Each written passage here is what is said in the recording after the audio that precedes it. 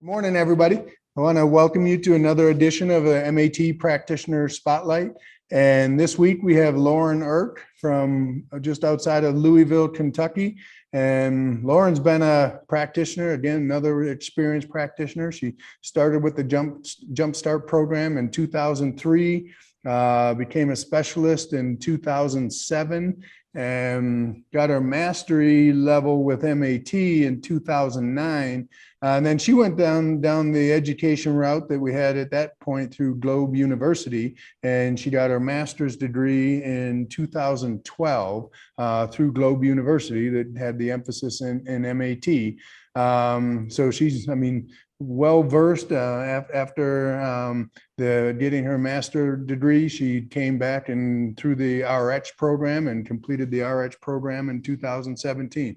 So Lauren has an array of experience. She's been around for a while, and she's done a lot in the industry. Correct me if I'm wrong, the yoga, Pilates type background, and she's a representative in the health and fitness industries in those fields as a public speaker. She's doing some great things in the education world and the work that she's doing and combining MAT into that work. And that's what I want to talk with her about. So first off, welcome, Lauren. Thanks for being here. Thank you for having me, Greg. It's an honor. It's great to have you. Yeah. And so let's start there. So let's start with your background. So you have a unique background, and coming into MAT, kind of give an explanation of what you were doing prior to MAT, how you were introduced to MAT, and how you tied it into what you do on a day-to-day basis with your business.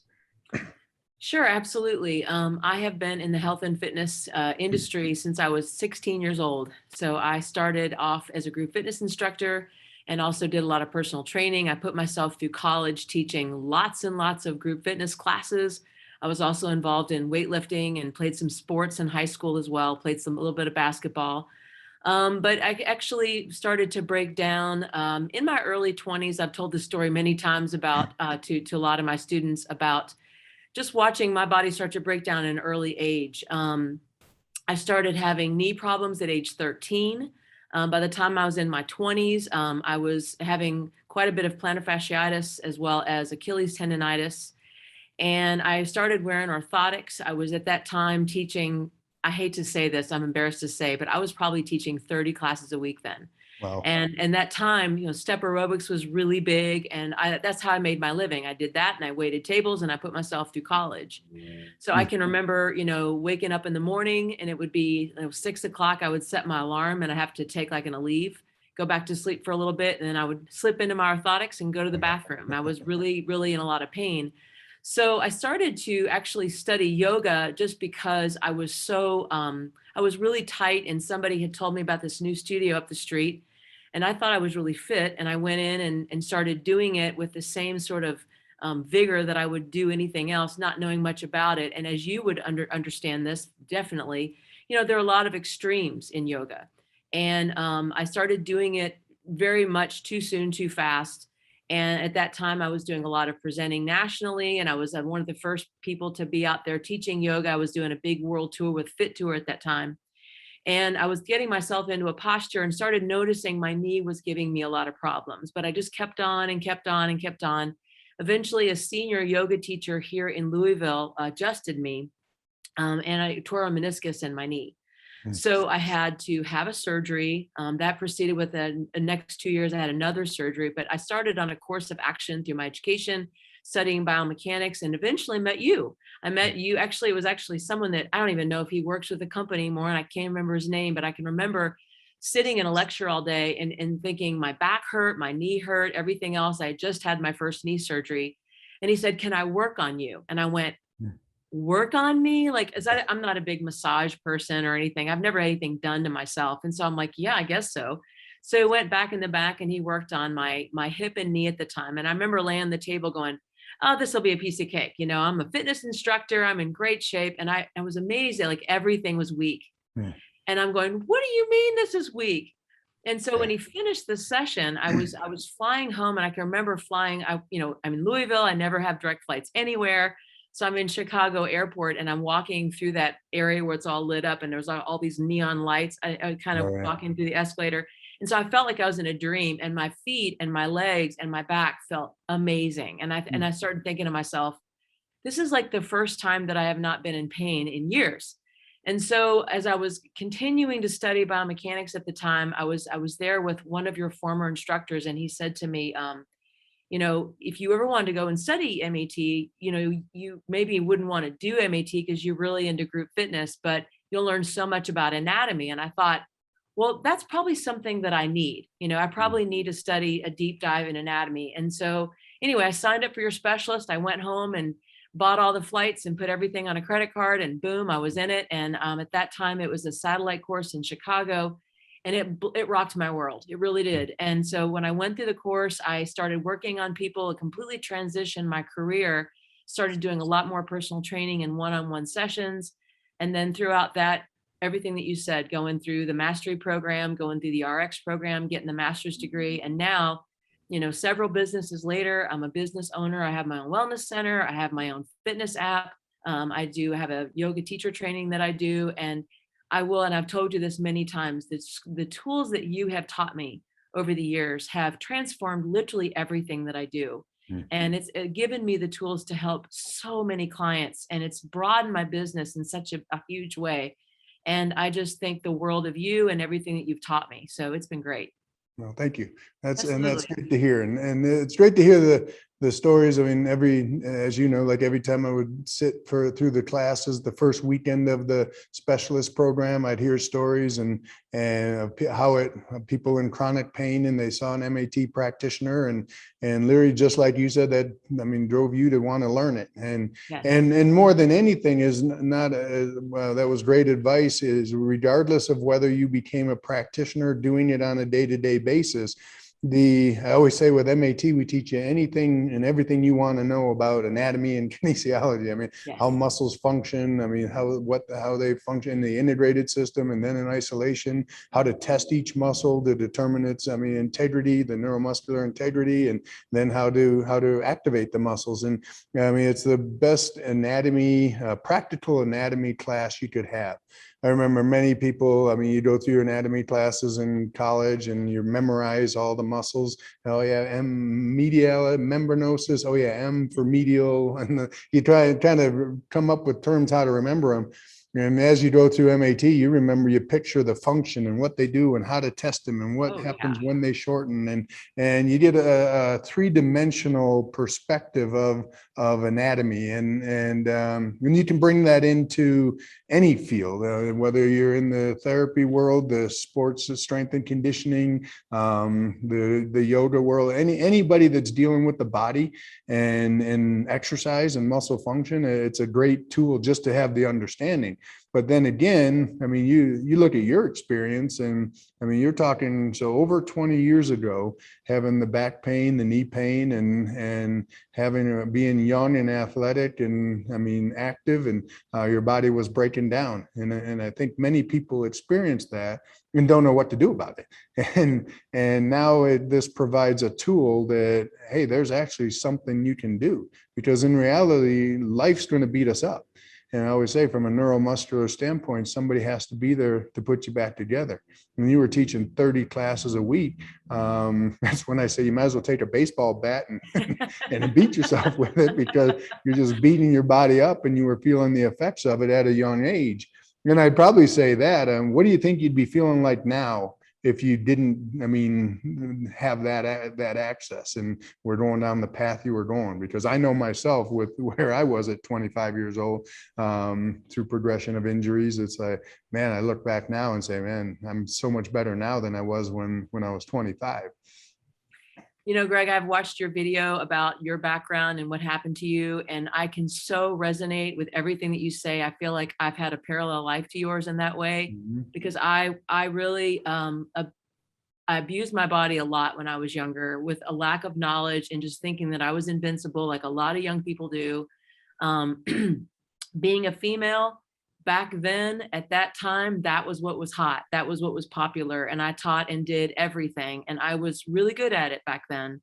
But, the knowledge and the education that was available then just wasn't available like it is now. And I just didn't know. And I remember it was my second knee surgery because it was a compensation injury 2 years ago, 2 years after that.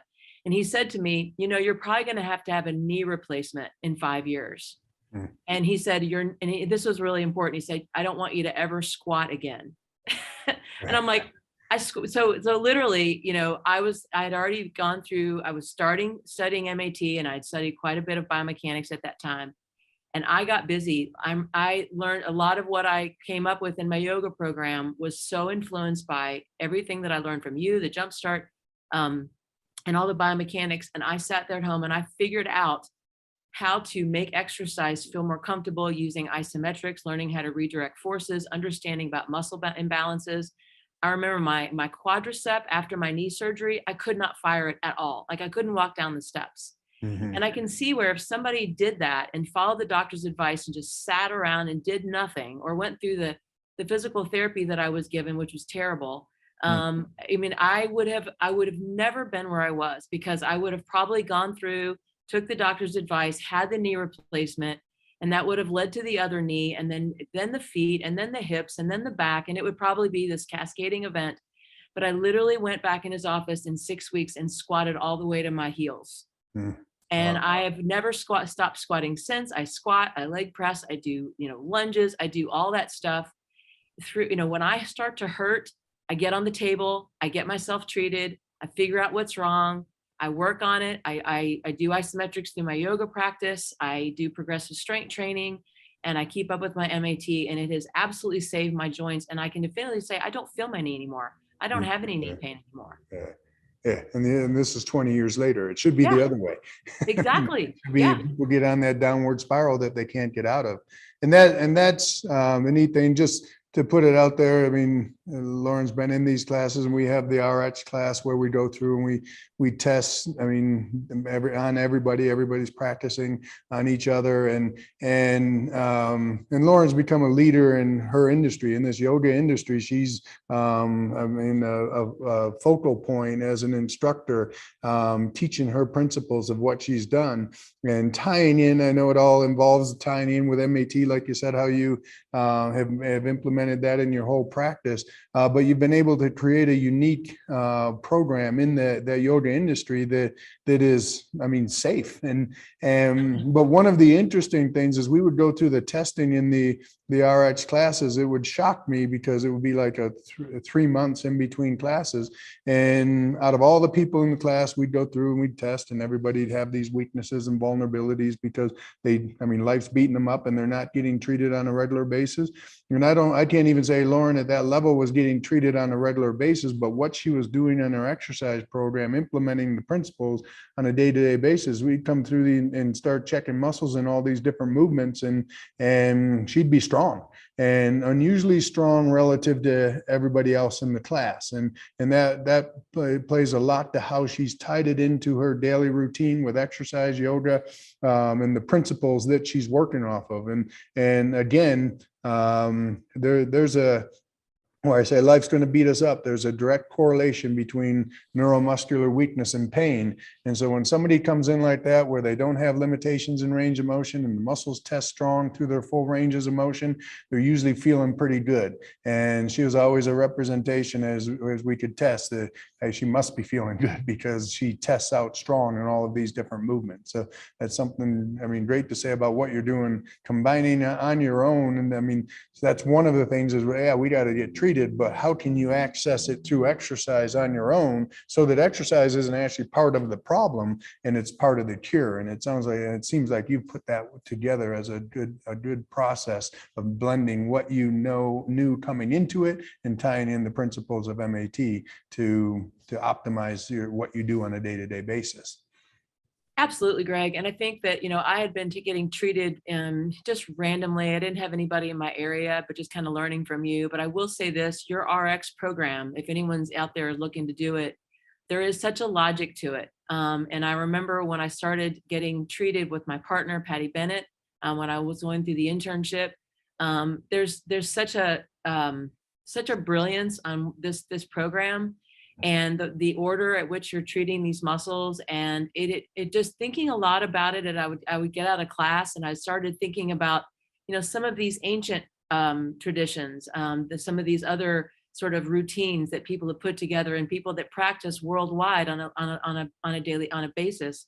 And there's a lot of parallels there, and it really it made a lot of sense to me. But what I got from MATRx, and when I would get treated, when I would go home and practice and go back to my exercise, I felt such a freedom in my body. I felt so much stronger. I didn't feel like I had to, stop and think about what I was getting ready to do. I would just do it, and my muscles were performing at such a high level. There was such a parallel to the things that I was learning from you and the things that I had learned for years from yoga and Pilates and some of those modalities. It made so much sense to me. And I commend you so much for what you created. I don't think people give and don't understand that enough if it's not out there already. It's very brilliant. The RX system that you created, the amount of muscle function that you're able to get on a person from that system is unbelievable.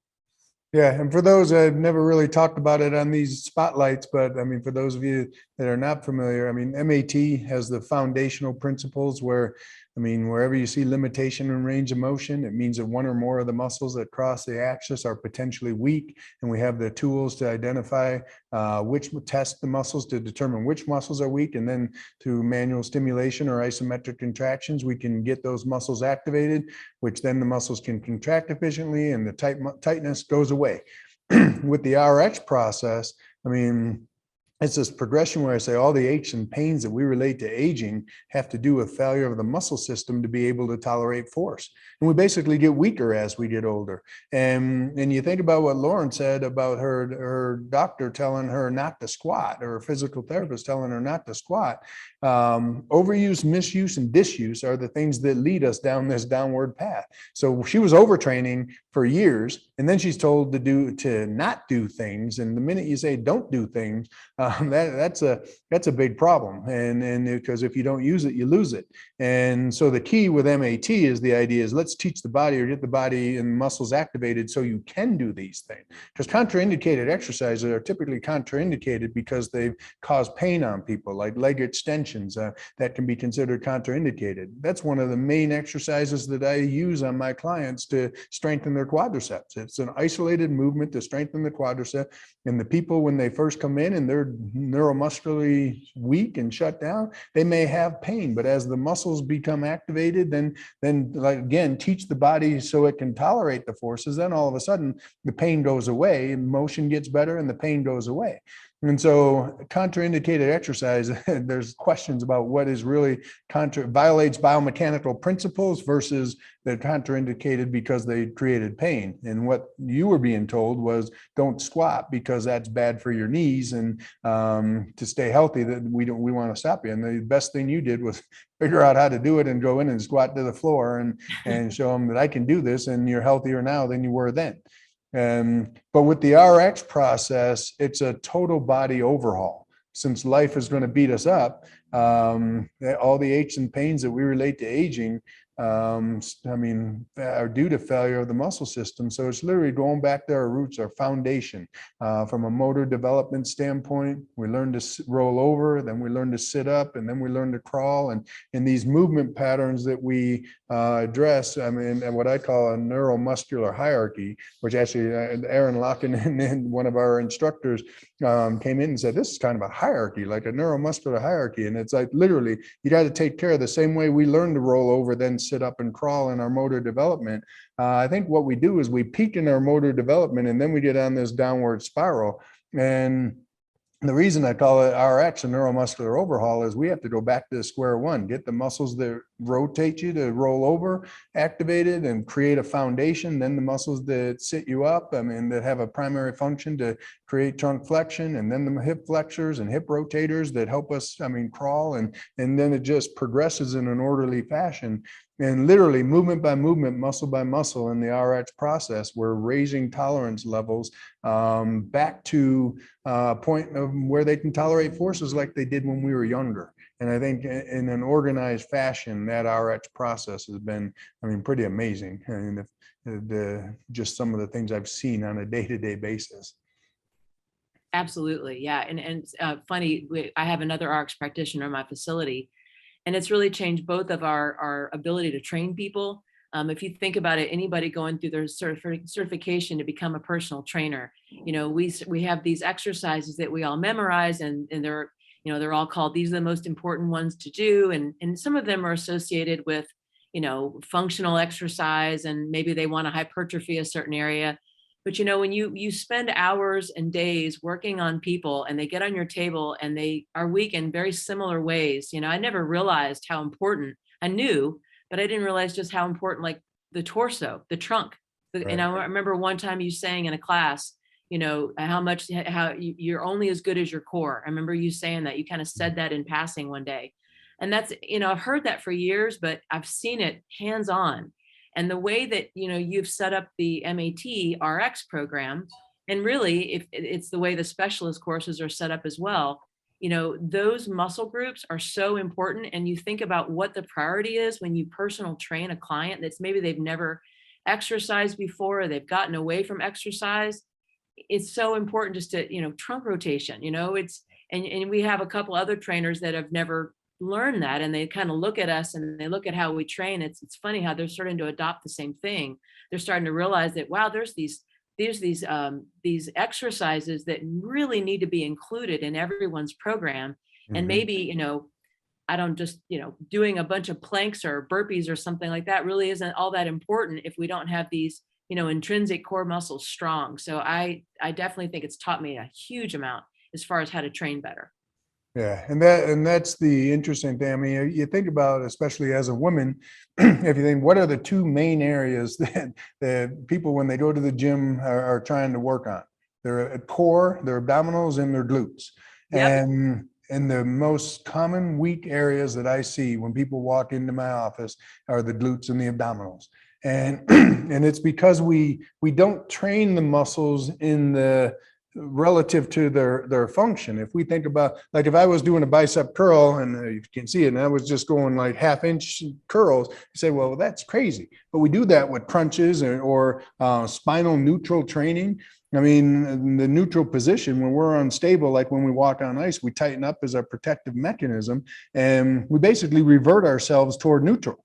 But key is we lose movement. We lose the ability to rotate, to sit up, to bend over, to side bend. And muscles, I always say, muscles move bones and muscles hold bones in proper alignment. When you hold them in alignment in a neutral position, you're training the muscles basically you're training them in the most dysfunctional, well, the strongest state, because it's where we revert to when we're dysfunctional. But many times we're reinforcing dysfunction because we're strengthening what's already strong. But what we lose is the ability for those muscles to move us through full ranges of motion. Absolutely. And I think that's a missing link. Like, there's not many exercises that people do in the gym that where we say we're working the glutes. You maybe do squats and lunges and leg press, but you never even get into a hip extended position, which is what the glutes do when they fully contract. And abdominals, so many times you never get into a full rotated position or flex position or side bent position in the exercises. And that's what those abdominal muscles do relative to those functions. And it's like, when muscles contract, they move the bones into the position that the structure dictates they can move into. So you have to train the muscles how to move, not how to hold a neutral position. And I think that's one of the missing links in the exercise and rehab industry, is that we think that you need this spinal neutral position, hold your core and lift your legs and lift your hip. No, we got to teach those, because the minute you go out and bend over to pick up your kid, if you didn't train those muscles to move the joints through ranges of motion, then you may be an injury waiting to happen, even though you're strong in your core in a neutral position. Yes. So It's one of the most interesting things that I've seen over the years, and how misinformed we are as an industry relative to, some of the main muscles that we're trying to strengthen. Well, some of the best tools that you've taught me over the years is just, looking at bodies and looking at how they move. And I know there's a lot of physical therapists, group fitness instructors, personal trainers. We sort of memorize exercises as getting from point A to point B, and we see a lot of joints moving together. And so we think that if our clients are getting better, If they're able to do that exercise better, then somehow their pain should be going away, or their, performance should be going up, or whatever. And then when we have these people come in and they're still having performance issues, they're still having pain, they're still having chronic issues. So many times when I was younger, I didn't have the tools to understand why. And even physical therapists, I mean, I see people coming back and saying, I've gone to someone that was, really high up in the medical model. The physical therapists are supposed to be the ones that are the best at exercise. But unless you really know what those weak links are, you always talk about the weak links. If you aren't trained to find those, a lot of our exercises that we're doing are, they're basically a form of compensation. So over the years, people are always asking my clients, are you going back to MAT again? Are you going back to another course? Don't you know everything yet? And I'm like, oh my God, no, like there's so much that I need to work on. And so we'll spend hours just, how many times have we gone in class and spent hours just studying the first muscle test of RX, just how to perform trunk rotation. And so the more that you do that and the more finite your skills become as an MAT, you start to really break exercise down into so many multiple parts, and you can make, you don't have to memorize 8 million exercises anymore, because you have to learn how each individual joint moves and how their particular role in that exercise could actually, make that person more successful or less successful in that exercise. And, as far as like opening up the ability of a health professional to be able to help somebody, MAT has been so beneficial to me. It's made me so much more aware of understanding, where are these joints? How do they move? How do I pick up a dysfunction? Because many times in classes that I took in college, I mean, yeah, I can teach people how to do a crunch, but I've never seen like, oh, this vertebral level moves different than this vertebral level. And I could be picking up motion at my shoulder or whatever. And the things that you've taught me has almost given me x-ray vision a little bit, to sort of delve a little bit deeper and to understand that all the stuff that I thought I knew about exercise, I really didn't. So I think that anybody that goes through your course is going to just see that there's like so much information to learn. Yeah. And that what you're saying there, the integrated system's only as good as the function of its isolated parts. And so, I mean, literally, we're looking at the movements of every isolated part. And you think about, even as we're young and the physical fitness tests, and you reward kids because they can touch their toes, but they may be sitting up and they got such a rounded spine, and the thoracic spine and shoulder motion is excessive because they can't get motion, say, through the lumbar sacral area. And it's like, well, they're getting rewarded for being able to compensate. And many times when we're talking about integrated movement or functional movement, many times we do exercises with this integrated system, and the strong get stronger and the weak stay weak, and we're reinforcing dysfunction. And so literally functional training can reinforce dysfunction. So how functional is functional training if it's reinforcing dysfunction? So we want to break it down. One of the terms I've always used is, I don't care what you can do, I want to know what you can't do, because what you can't do is breaking you down. So if somebody's bending to touch their toes and they're getting the motion through the thoracic spine, shoulder girdle area, but not getting it through the lumbar sacral area, then we need to identify which muscles are not contracting efficiently and unable to shorten, and then create the ability so then they can get the movement through their lumbar sacral area, rather than compensating and trying to pick it all up through the thoracic spine. And so it's literally, you said it perfect, your private eye, like you're able to identify where these problems are that most people are not looking at. We got a magnifying glass when it comes to looking at neuromuscular function, and we're going in and looking at the isolated parts. And I think that's the best way to kind of summarize it. As I say, we're the muscle mechanic. And I mean, pain's an indicator something's wrong. And I always say pain is your check engine light. And so when there is neuromuscular dysfunction, the first sign of neuromuscular dysfunction is tightness, and the second sign is pain. And you keep putting forces on that tissue, it shouts out in pain saying, fix the problem.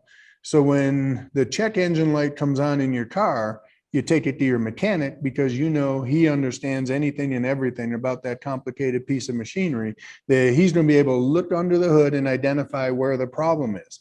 And conventional therapy looks at pain and says, oh, your knee hurts, let's treat the knee, or your back hurts, let's treat the back.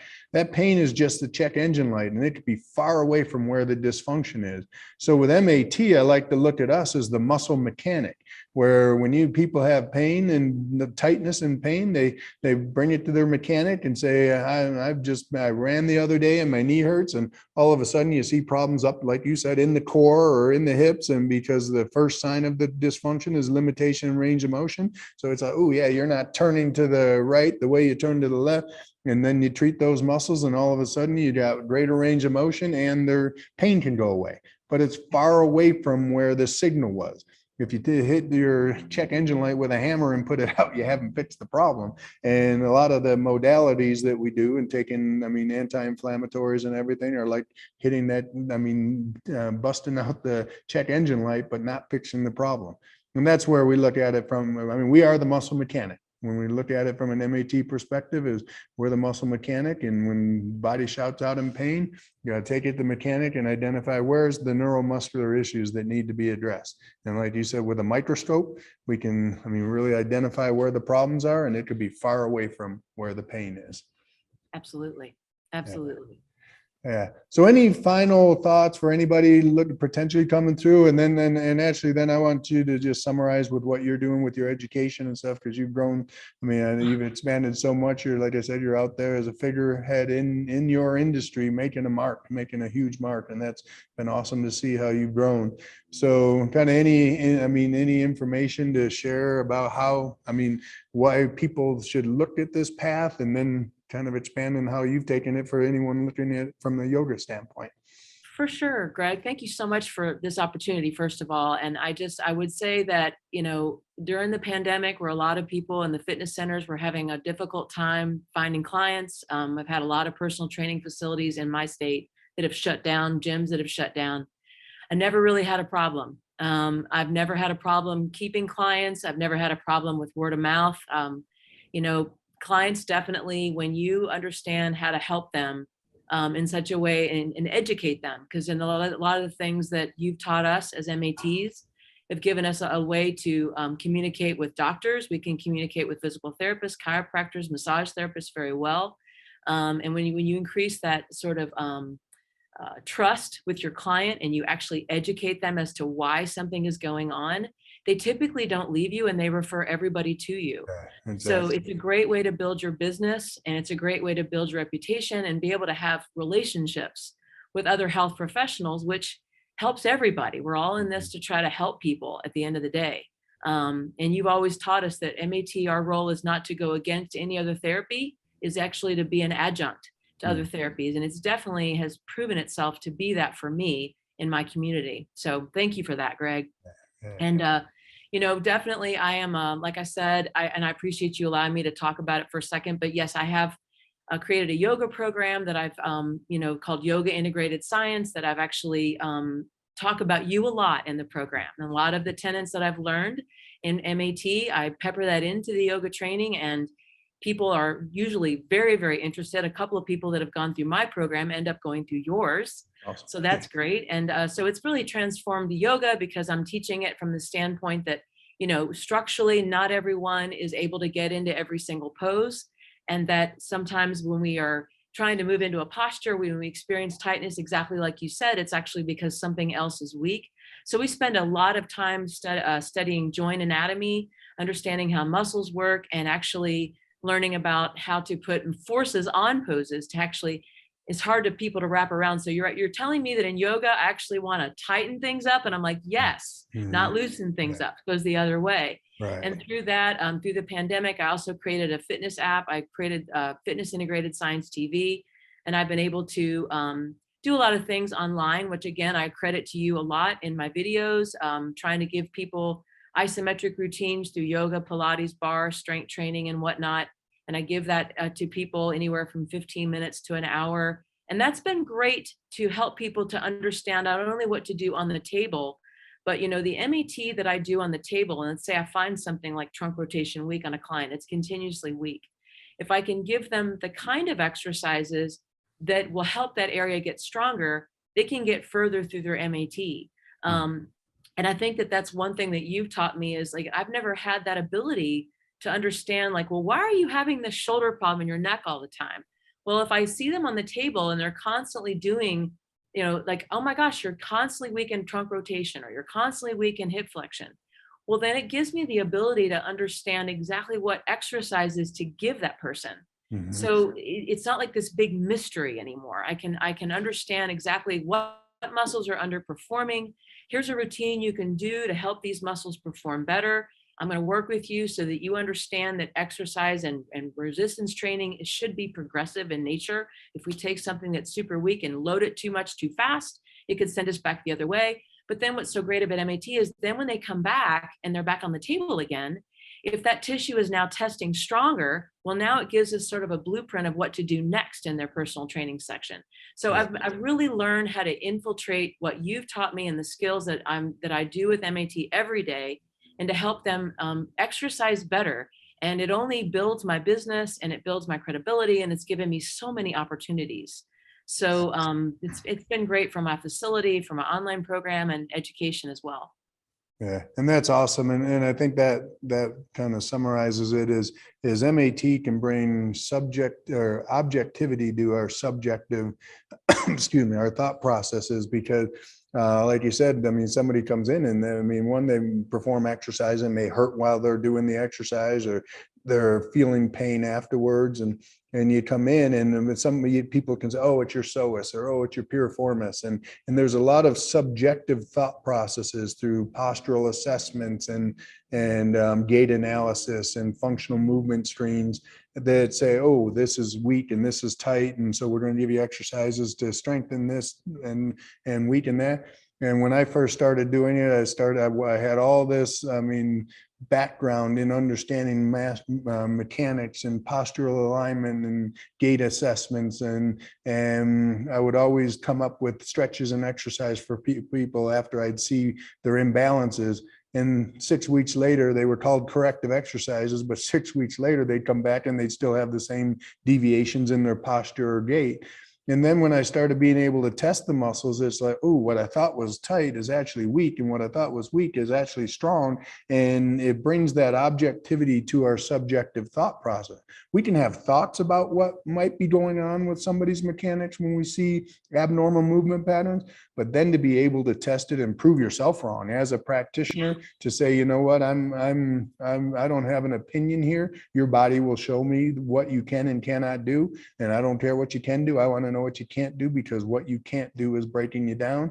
And then you get those muscles activated, and then you bring back mobility and stability, and then those muscles become part of the chain.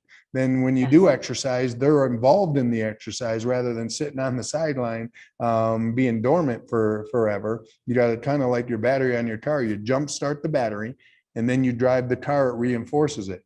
From a neuromuscular standpoint, when you have muscle inhibition, the goal of MAT is get those muscles jump started, then go and do your exercises. So it's more reinforcement exercises, because the corrective exercises have to be prepared to become corrective exercise. If you don't jumpstart the muscles first, i.e. tighten battery cables and improve the communication between the nervous system and the muscle system, then you can do all the exercise in the world, and all we're doing is strengthening compensation pattern. The strong get stronger and the weak stay weak. So that's, I mean, kind of how you've done a great job of tying that all together with your clients, with your education program, everything. I'm saying, I mean, it's a multi-purpose facility. You have the table right there behind you in your office, and like you said, you have a gym, a whole fitness center out in the other room, and it's good to tie that together. Whether you're in a physical therapy, chiropractic realm, any form of medical therapy realm, or in the exercise realm, we got to prepare the body to tolerate the forces we're going to put on it if we're prescribing exercise. So, I mean, that's the goal. And great job. Congratulations on everything you've been able to accomplish. And thank you, Greg. We've only just begun. Yes. Well, I owe a lot of my success to you and what you've taught me. And you've always been such a great teacher and so humble throughout the years. And you've really taught me a lot about questioning myself and working on my skills and always trying to be better. So thank you for that. Okay. Well, thank you very much. Thanks for being a part of it. Thank you. Thanks for doing this today. It's good talking with you. Same with you, Greg. Take care of yourself. You too. All right. Thank you.